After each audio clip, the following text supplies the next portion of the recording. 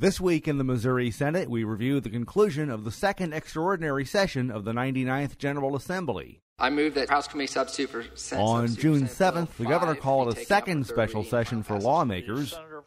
Missouri senators then convened the extra session on June 12th.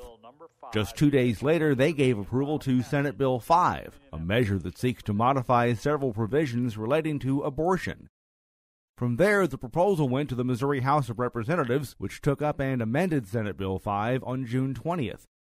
On Monday of this week, the Missouri Senate came back to consider the measure again. During debate on the proposal, Senator Ryan Silvey of Kansas City mentioned the Missouri Senate version would have required the state attorney general to inform local prosecutors before he or she would step in on any case relating to abortion law. We're going to take it completely out of the hands of the local prosecutor. They would give the attorney general concurrent original jurisdiction with or without action by the prosecutor, with no notice required and no opt-out. Senator Scott Sifton of Afton added the Missouri House version would make it easier for any attorney general to block any local prosecutor he or she wanted. I could make the case that if you want the laws that are on the books enforced, I would argue that the language that the Senate passed guards against that scenario better than what the House has done. Tuesday saw Missouri senators return for a second day of debate. Senator Andrew Koenig of Manchester is the sponsor of Senate Bill 5. He points out a portion of his proposal relates to added responsibilities for the Attorney General's office.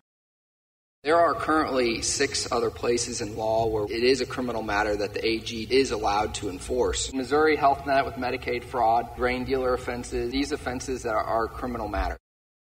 Many of the opponents to the measure, including Senator Jason Holsman of Kansas City, believe this aspect of the bill could set a dangerous precedent.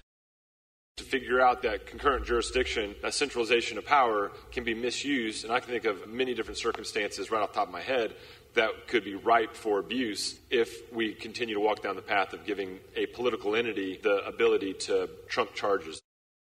After approximately 4 hours of debate, the final vote on Senate Bill 5 was taken.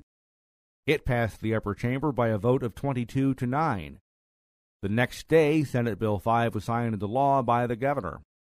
By law, legislation passed during an extra session takes effect 90 days after it is signed, which means Senate Bill 5 will become law in late October. Thank you, Mr. President. No further business. Next up for lawmakers will be the annual veto session, which is set for September.